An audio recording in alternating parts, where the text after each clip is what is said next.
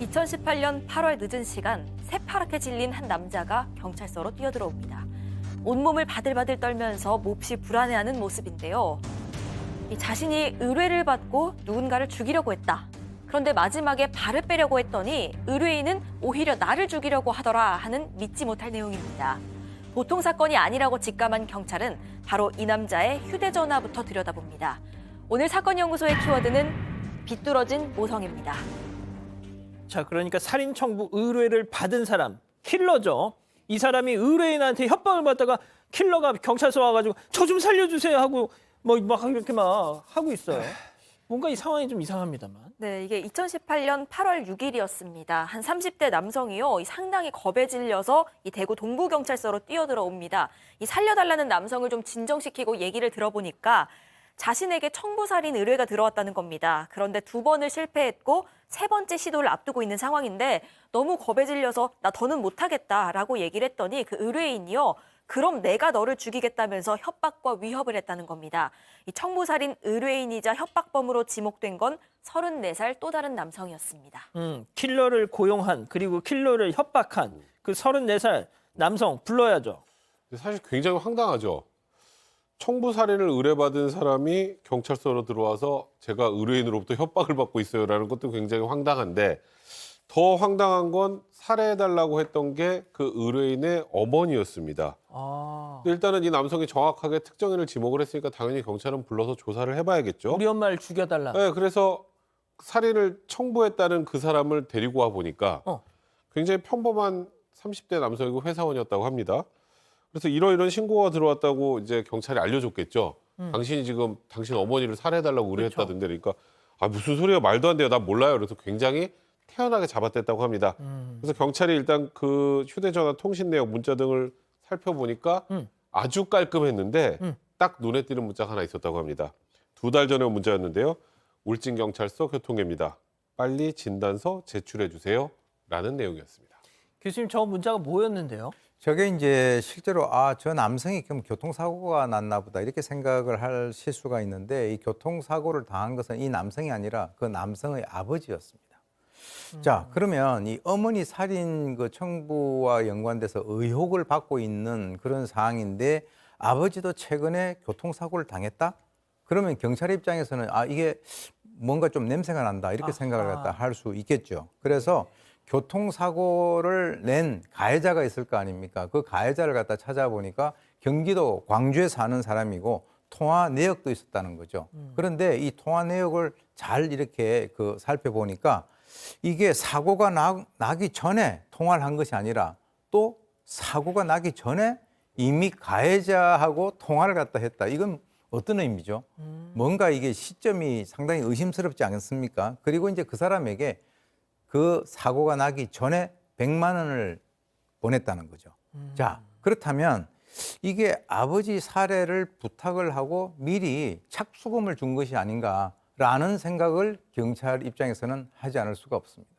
자, 사실상 양 변호사님, 그 아버지 어머니를 동시에 어떻게 처리하려는 그런 설계로 보이잖아요. 네? 그런 부분도 있어요. 실제로 이 남성 같은 경우, 30대 남성 같은 경우에 아버지 교통사고 이후로 3천만 원가량 보험금을 수령을 했습니다.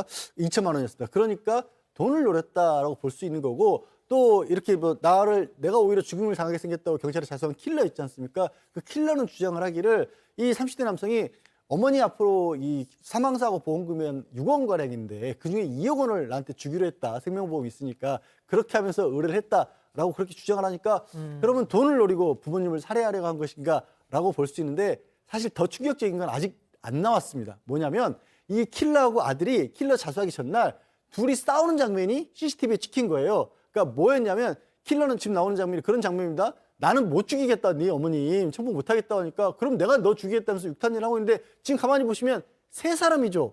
한 사람이 더 있죠. 예. 누군지 아십니까? 그 세 번 제3자가? 몰라요. 저 킬러에게 30대 남성이 죽여달라고 했던 그 어머니, 청부살인의 대상, 그 어머니가 저기에 있었어요. 아니, 저기 왜 엄마가 같이 있어? 자, 이제 전말을 알아보니까 이 모든 일이요, 아들과 어머니가, 그러니까 모자가 함께 공모한 거였습니다. 자, 일단 킬러가 먼저요. 그 인터넷 카페에 저 투잡할 수 있는 일 구합니다라는 구직글을 올렸는데 이걸 보고 모자가 같이 연락을 한 거예요. 큰돈 벌 수 있다고 제안을 합니다. 심지어 이 어머니가 자신을 죽이는 일에 더 적극적이었습니다. 그래서 킬러한테 이 자신의 생명보험 증서까지 보여주면서 이렇게 확인까지 시켜줍니다. 그러면서 이 어머니는 킬러한테 당신은 나를 차로 치기만 하면 된다. 나머지는 내 아들이 다 알아서 할 거다. 이렇게 설득을 합니다. 이들이요, 자동차 사고사로 위장하기 위해서 위치, 시간, 그리고 동선까지 아주 철저하게 두세 차례를 연습을 했고요. 이 아들은 엄마는 죽어야 돼. 안 죽으면 나도 죽고 우리 가족 다 죽는 거야. 이렇게 말하고 킬러한테는 마음 크게 먹으세요. 부탁드립니다. 하면서 독려하는 문자를 보내기도 했습니다. 아니 이게 지금 무슨 상황이에요 도대체? 진짜 이게 이런 상황이 있을 수 있네요. 어. 근데 이게 더 황당한 건 이제 다 아까 동선 짜고 차가 어디로 가고 어머니가 서 있으면 치고 살해하는 걸로 동선을 다 짰잖아요. 그러니까 어머니가 서 있으면 시속 100km 정도로 차로 들이받아서 교통사고를 내면 어머니가 사망할 가능성이 높겠죠. 그래서 범행 직전에 다 같이 또 식사를 합니다. 어머니도 그 자리에 있고. 근데 이 어머니는 이제 곧 본인이 죽을 운명이잖아요. 본인이 네. 알고 있잖아요. 어. 그러니까 속이 좀 탔는지 어. 막걸리를 좀 많이 먹었다고 합니다. 그래서 이 어머니가 술을 너무 드셔가지고 원래 요쪽 차선에 서 계셔야 되는데 예. 반대쪽 차선에 서 있어가지고 아이고야. 1차 시도가 실패한 거예요. 아. 그러니까 지금 이 차는 왔더니 이제 어머니는 여기였고 반대쪽 차선에 넘어가 있었던 거죠. 그리고 두 번째 다시 범행을 시도했는데 그때도 또 어영부영 실패해버리고 말았다고 합니다. 아이 교수님 근데 이게 아무리 자기가 돈을 노리고 나 차로 치여서 그 돈 나오면 너 아들 너 가져라고 했어도 아무 뭐 취중이었다지만 그게 죽고 싶겠습니까? 저는 그 생각이 좀 드는데요. 본능적으로 막걸리를 핑계로 해가지고 반대쪽으로 간 게 아닌가 하는 그런 그러니까요. 생각도 제가 듭니다. 이 킬러가 지금 이제 이 과정을 쭉 보니까 야 이거 저 정도면 나도 죽을 수 있겠구나 하는 이런 생각을 하는 겁니다. 아무리 돈이 좋다지만 이 사람들이 정상적인 사람이 아니다라고 이제 생각을 한 것 같고요. 그래서 이제 발을 빼겠다라고 하니까 바로 이 아들이 너 찾아가서 죽여버린다. 킬러한테 죽여버린다는 얘기를 하는 건 저도 좀 처음 들어보는 것 같은데 왜냐하면 착수금 받은 거 CCTV에 다 찍혀 있다. 그럼 지금 당장 여기로 와라. 그래서 아까 전에 그 만난 곳 있잖아요. 거기가 CCTV가 있는 곳인데 킬러가 나는 안 하겠다. 그리고 불안에 떨면서 나 경찰에 신고할 거다라고 하니까 아들이 킬러 허리를 갖다가 잡아 당겨서 지금 저 그 하얀 지금 티셔츠가 킬러가 아들인 것 같아요. 잡아 끌어내렸고요. 자신의 차에 태우려고 하니까 킬러가 필사적으로 버티면서 육탄전을 벌인 거죠. 그랬더니 아들이 돌을 집어들 가지고 위협을 하면서 너 하나 죽이는 건 아무것도 아니다. 킬러한테 이런 얘기하는 것도 제가 좀 처음 보는 거고요. 그래서 겨우 도망친 킬러가 너무 겁에 질려 가지고 경찰서를 찾아간 겁니다. 그러니까 킬러가 킬링을 당할 뻔한 이 어떻게 보면 블랙 코미디가 되어버린 것이죠. 야, 양 변호사님, 제가 제일 좀 이해가 안 가는 게, 야, 우리 니네 아빠 하고 그 보험금 받자는 그런 일이 있었잖아요. 네. 야, 나 죽여. 그래서 보험금 너 가져. 이거는 저는 금시초문인데. 그러니까 이 집안이 모든 걸 돈을 가지고 문제를 해결하려 했던 게 아닌가 싶어요. 왜 그러냐면 이 전말이 이렇게 된 겁니다. 처음부터 이제 어머니를 이렇게 뭐 스스로 이렇게 자기를 청부해서 살인하다 이건 아니었고 원래 이 집이 굉장히 부유한 집안이었는데 이제 건물을 가지고 사업을 주로 했던 모양입니다. 그게 사업이 좀 안 됐고 이 아들이 한 3년 정도 전에 이 지금 그 전 아내가 병을 좀 앓으면서 병원비로 굉장히 빚을 많이 졌대요. 근데 그런 상황에서 또 그 건물을 팔아서 다른 사업을 하려고 했는데 그 사업도 뜻대로 되지 않았답니다. 그러니까 돈이 없는 상황이었죠. 그 와중에 다른 여성을 만나서 또 결혼을 하려고 했던 거예요. 근데 빚만 있고 집도 없고 이런 상황이니까 예. 어머니가 그럼 이 보험을 이용해서 사고를 일으켜서 그걸로 아들 빚도 갚아주고 집도 한번 사줘야겠다. 결혼도 이렇게 시키자. 결혼도 시키자.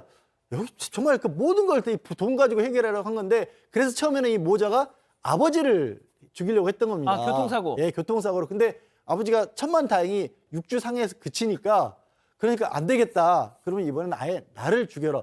이게 제가 말씀을 드리면서도 이게 도대체 이게 정상적인 집안입니까 이게? 야, 이거 진짜 일단 결론부터 말씀드리면 죽은 사람 없습니다. 그래서 좀 이렇게 말씀드리는 건데 이 영화로 만들어도 되겠다. 이거 영화로 만들어도 뭐 이런 시나리오를 쓰냐 할 것 같아요. 진짜.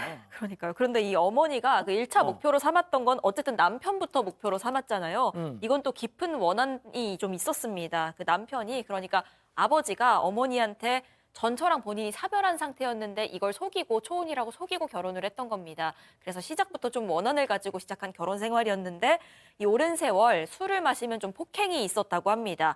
그런데 이제 아들마저도 아내를 병으로 떠나보낸 상황이 되니까 이제 어머니로서는 이 남편의 팔자가 내 아들에게로 대물림됐구나라고 생각을 하고 더 아하. 깊은 원한을 가지게 됐다고 합니다.